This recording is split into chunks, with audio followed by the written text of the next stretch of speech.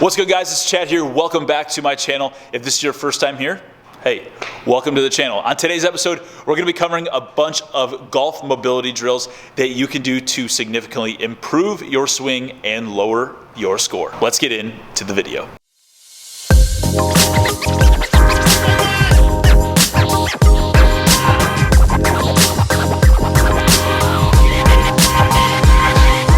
All right, guys, so first, thank you so much for being here and watching this video. If this is your first time here, this is the place where I bring a very realistic and practical approach to anything workouts, fitness, and nutrition-wise. I decided to make this video because I really like golf, and I've been really working on a lot of things to improve my golf swing, and I just felt like it could bring a lot of value to you guys. So I love strength training.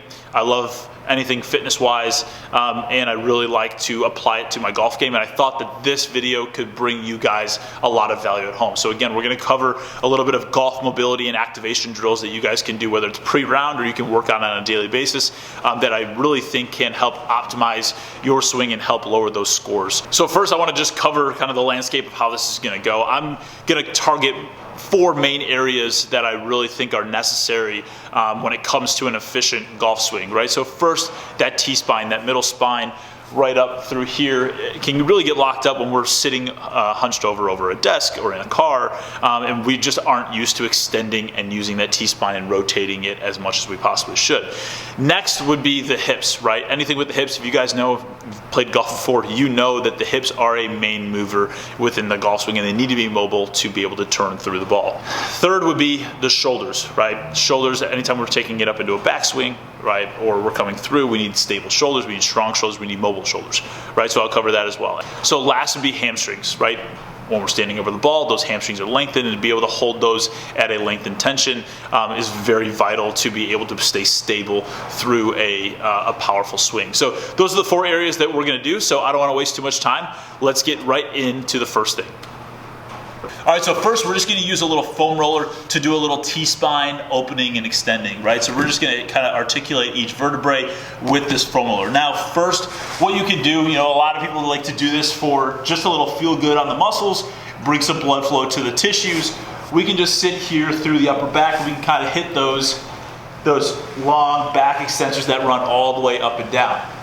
If you have 2 baseballs or 2 golf balls or even 2 lacrosse balls, you can tape those together and do the exact same thing that you'd be able to do with this foam roller here in terms of rolling. Now, I'm more or less worried about, hey, can we open and activate rather than just rolling out muscles, right? I want to get you into better positioning.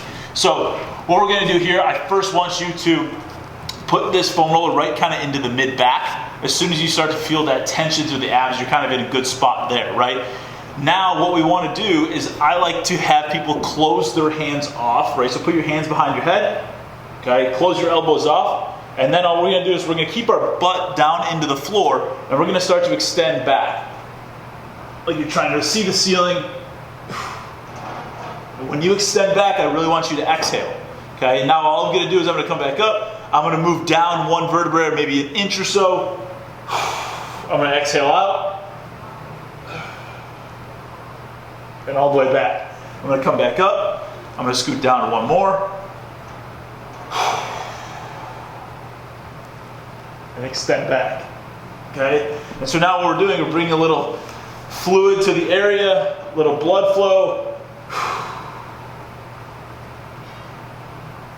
But really getting that T-spine to start to extend and open up. So as you do this, you can do this for 2-3 minutes. And what I always like to do is close those elbows off to really take the shoulder blades out of the picture. The shoulder blades are going to slide along the rib cage there, and I really want to take those out of the picture, be able to open up towards the spine a little bit more so you can really feel any areas that are really, really tight. So if you have trouble doing this, by all means just hug yourself, take the shoulder blades out of it, and extend back just like this. Second exercise here is a sideline open book, right? So what I want you to do, if you can see me here, you're going to have the hip that's down, the leg is going to be nice and straight. Then you're going to take a pillow or a foam roller or a couple of books, and you're going to put your knee on top of this. Okay, you're going to lay all the way down on the floor with this arm out. This is what I would call the closed book position. Okay, and now we're going to exhale, and I'm going to open all the way up, keeping my knee down here. and seeing where I can get to. Okay, then I'm going to come back and I'm going to close it off. So I'm going to be back there for about 2-3 seconds and close it off again. So opening the book, exhale, and coming all the way back, okay? Once you get good enough at this where you're all the way laid all the way out, right, you can ditch the foam roller, and now we can just go knee on the floor, right? And if you can do this to keep your knee on the floor, I can't right now because I'm a little tight, but that's really the goal. If you have to, you can hold your knee down, and you can still open up and get that T-spine to open. So anytime that we're thinking about the golf swing, right, as we get into that backswing, number one, we don't want to be hunched over, right? We want to be extended and then be able to twist, right? And I think that opening the book is a great exercise to help us gain that mobility and activation through that T-spine to open all the way up. The last exercise that we have for that T-spine is a half kneeling rotation and extension. So first what we're going to do is go into this half kneeling stance, okay? You're going to take your hands, you're going to put them behind your head, okay? If you can't put them behind your head, by all means, just put them on your chest. So once we have them behind the head, I really want you to think about opening, so squeezing the shoulder blades all the way back, opening these all the way up, and what you're going to do, you're going to rotate towards this front leg. I'm really activating that T-spine and the rotators here, and now what I'm going to do is I'm going to poke that elbow up towards the ceiling. I'm going to keep my hips down, rib cage down a little bit. I'm going to extend up, and I'm going to come back to neutral. And I'm going to do it again. I'm going to rotate, extend up, come back to neutral. Okay, I'm going to get it 3 to 5 times on each side. And back to neutral. Okay? So what I want you to concentrate on is thinking about keeping this butt cheek squeezed, rotate, lift, and back down. Okay, so now we're doing both of those. We're getting rotation plus a little bit of extension to open up and get a little blood flow, fluid flow in there. And each time you rotate out, see if you can go a little bit further as you exhale. And that's going to really start to help you open up that rotation. All right, next, let's work on the hips. Okay, so a large portion of really anybody, if you're working in desks, sitting in a car, most people are going to have very tight hip flexors, which are the muscles right through here. So first, what we want to do is, what I like to do is a half kneeling mobilization here. Very simple. You're just going to get down into this half kneeling stance. If you want a pillow underneath your knee, go ahead, okay? So usually what people are going to do is they're going to kind of sit back like this, and they're going to be really tight and shorten these muscles through here. What I want you to do is sit up as tall as possible, okay? And then we're going to really form a nice straight line in neutral pelvis. So what I want you to do is almost think about tucking that pelvis under. So if you're here with it out, I want you to think tuck it under. Nice straight line as you can see all the way through here. I'm going to squeeze the ever-living hell out of this back butt cheek, okay? And then I'm just going to move forward ever so slightly. Even right now, I can feel a stretch through this hip flexor right here. So what we're going to do is we're just going to try and open this up, staying on this side for about 2 minutes, and you're just going to stretch. That's it. If you want to, you can keep the rib cage down, and you can move forward a little bit more to mobilize it a little bit more. But never stretch that hip flexor without that glute engagement, right? So we're squeezing that glute hard, we're mobilizing the hip flexor forward, and coming back, right? And we're going to stay in this stretch, again, for 2 minutes on each side. All right, the next exercise here is what I call a rack airplane. And this, obviously, I have a squat rack here. You can use anything. You can use a chair, you can use your couch, you can use your island in your kitchen. It doesn't matter. So what we're going to do is we're going to work on internally and externally opening up that hip and starting to mobilize and strengthen those muscles at higher ranges of motion, okay? So obviously within a golf swing, as we turn through, we have extreme rotation of that hip, and that's kind of what we're gonna get into here to mobilize it in both ways. So first, what I want you to think about is first grab onto that rack or whatever you have, couch, counter, doesn't really matter, and we're just gonna go onto one foot here, okay? So I have one foot up in the air. What I'm going to do is I'm going to open up my pelvis so my belt buckle is facing as far to the side as I possibly can. Okay, so you may feel a little contraction in the glute, keeping this leg up, right? But what we're really looking for is really opening up that hip as much as possible. You may feel a little stretch here and down in the bottom leg. And now what we're going to do is we're going to stay on that rack or that couch, whatever you have, and we're going to turn that leg in, trying to drive this right hip down to that back heel, right? So now I'm getting that deep kind of internal rotation, piriformis stretching, and then I'm going to open back up. And I'm going to dig down again. And then I'm going to open back up. So a little 2-second stretch on each side, and I'm going to dig down again. I'm trying to sink a little bit deeper each time. So when you get into this down position here, like I'm about to, you're really going to feel, if I were to switch sides here for you, you're really going to feel this part of this glute here really stretching, right? So I'm really trying to dig this hip down and in, and then I'm going to open it up to the other side. Okay, so this is kind of a guided strength and mobility exercise that we can get into. So first, I think a big thing that we need to consider is those lats. And a lot of us have tight lats and struggle to get in that overhead position.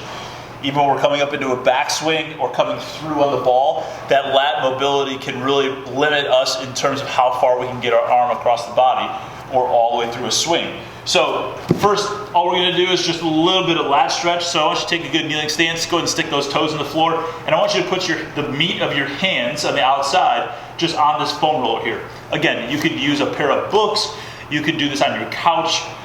There's a lot of different ways that you could do this stretch here. So all we're going to do is we're just going to stick the butt back and let the hands go forward and stick our head kind of in between our arms here, stretching out those shoulders and lats, maybe even a little into the chest, and come back up.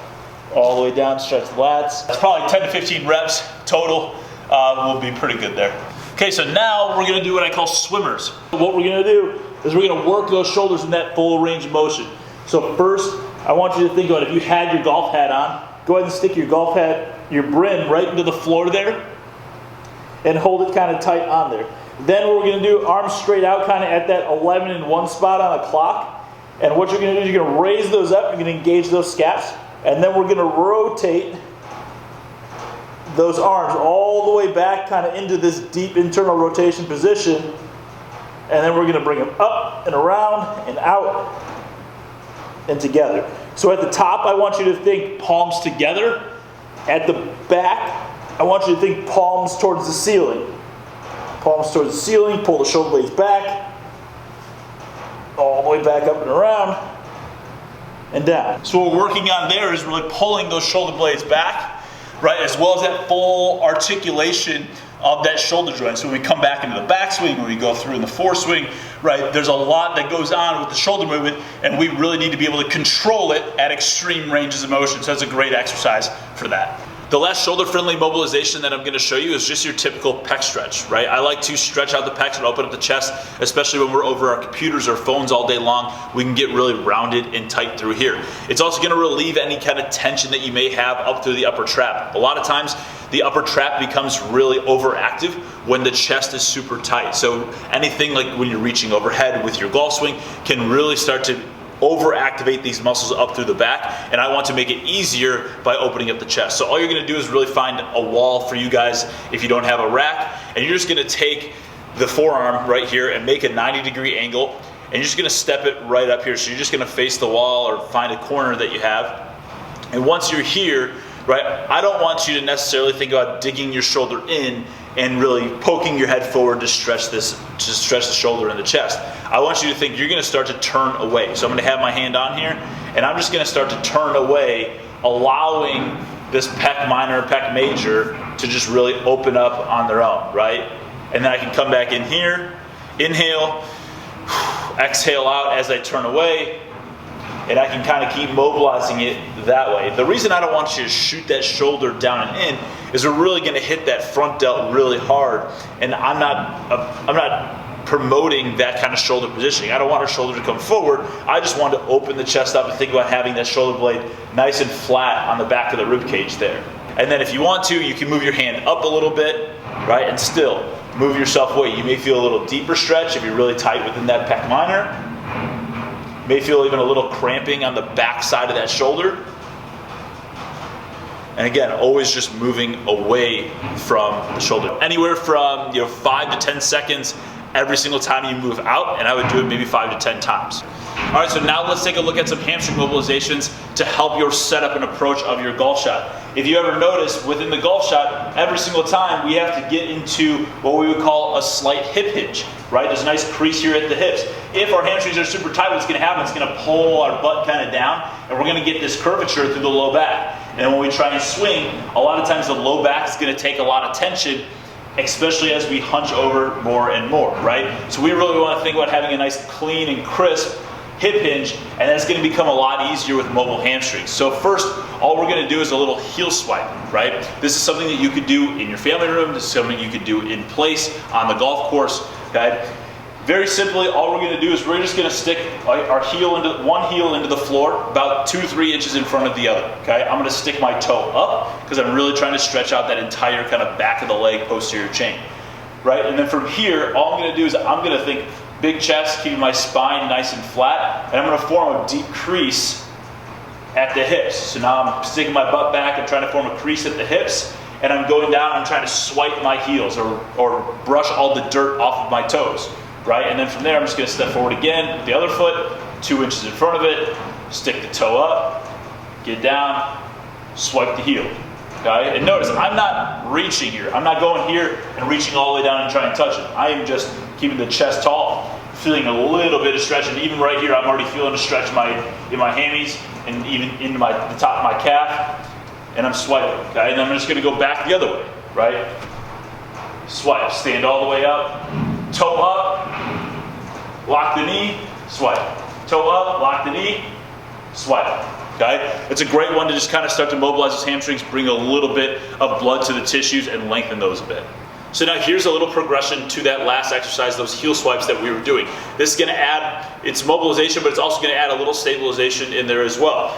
So all we're going to need is a little wall here. I have this pillar here. So what I'm going to do is I'm going to take my left foot.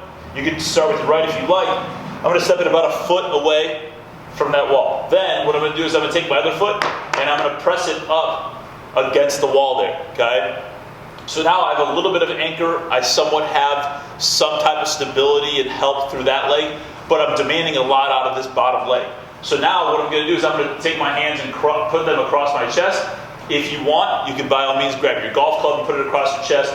But what I like to do here is really just think about tilting my pelvis forward and forming that good hip crease, and then just kind of hinging over here and coming back up, right? So now we're working that hamstring a little bit. The hamstring's got to work to pull us back up to neutral, and we're kind of working down into that golf approach and bottom position, right? If I were to take here, if I were to put my other foot down and my hands down, I'm kind of in a decent position to hit my golf shot now, right? So again, this is working a little bit of stabilization through the hamstring, right? If you want to get really good at it, you can just take your toe and put it on there. Now you're increasing the amount of demand on the front leg, right? So now my toe is just on there, and I'm working it hinging through there, right? And then eventually we can kind of work where, hey, our leg is free, and now we're hinging with complete stabilization on that one leg. So definitely work from the wall, then to the kind of just the big toe,